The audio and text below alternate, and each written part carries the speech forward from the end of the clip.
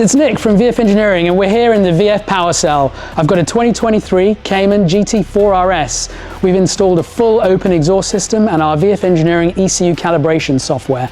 On the dyno, we're going to measure the power results, and I've got a sneaking suspicion it's going to do pretty well.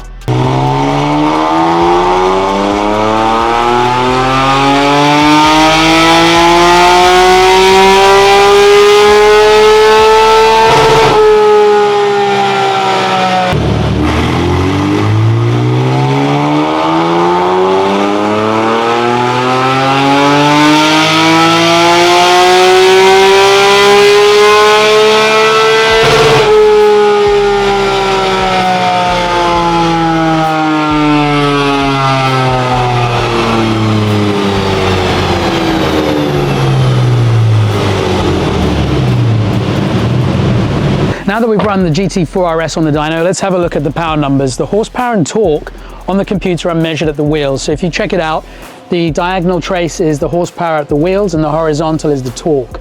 So the lower curve is the stock and the higher curve is the tuned with the exhaust system. The actual power performance, you can see it's gained, is 30 to 40 horsepower at the wheels all the way through. Not as much at the top, but significant gain all the way through. Very noticeable when you drive this on the street. Similarly for torque, because you're really going to feel the torque. The low range, 40 pounds of torque at the wheels, all the way up to about 6,000 RPM. Not as much at the top, but still substantial. A really superb result for a normally aspirated tune with our exhaust system.